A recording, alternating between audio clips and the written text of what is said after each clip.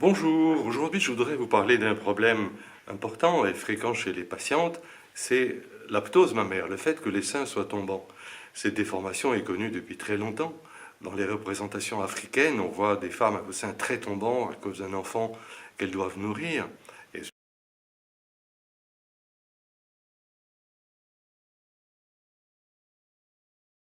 pour elles, c'était probablement pas un problème.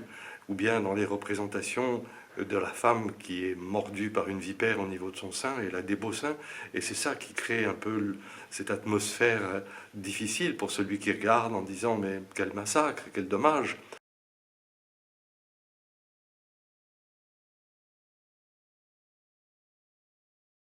En tout cas, chez beaucoup de femmes, le fait d'avoir les seins tombants, c'est un complexe, et un complexe avec lequel elles ont du mal à vivre. Et donc on doit le corriger.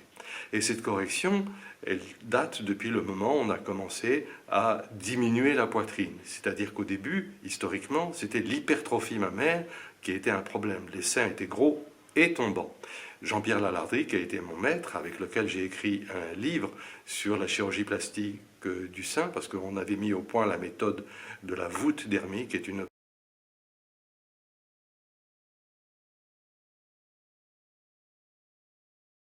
J'ai aussi écrit ensuite un livre sur la chirurgie esthétique et réparatrice du sein, où je parle aussi de nouvelles opérations que j'ai appelées la technique de la queue de poisson, pour essayer de diminuer les cicatrices.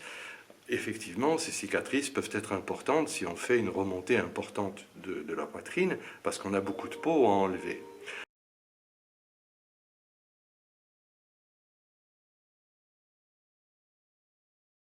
En tout cas, ces opérations, à la base, permettent de remodeler la forme du sein et puis également de remonter le sein. Alors comment on fait pour ça?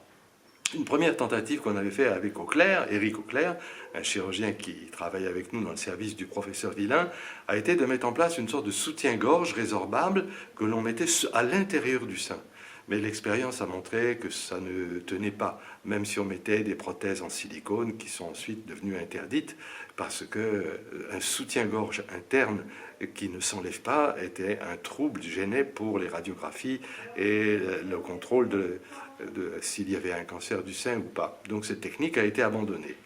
Alors on a comme technique l'opération qui a été inventée par Benelli, qui s'appelle le round block.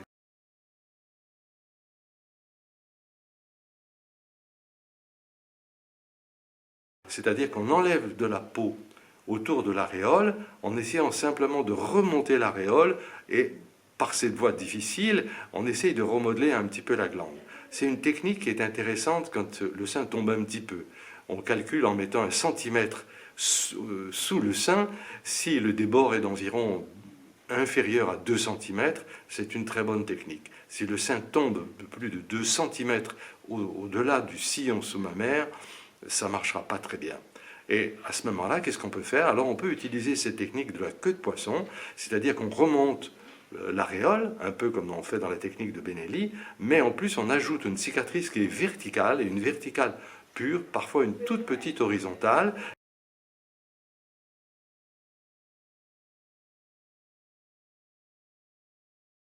Et cela donne un très bon résultat à long terme, puisque j'ai des patientes que j'ai suivies pendant plus de 30 ans et qui n'ont pas eu besoin de réintervention. Le taux d'échec de cette opération quand même, c'est que la peau se redistend, surtout si la patiente a fait d'autres enfants ou si elle a regrossi, on a à peu près 10% des patientes qui ont des altérations entre 2 et 5 ans après cette intervention. Donc, en conclusion, la ptose mammaire, c'est quelque chose que la patiente ne supporte pas.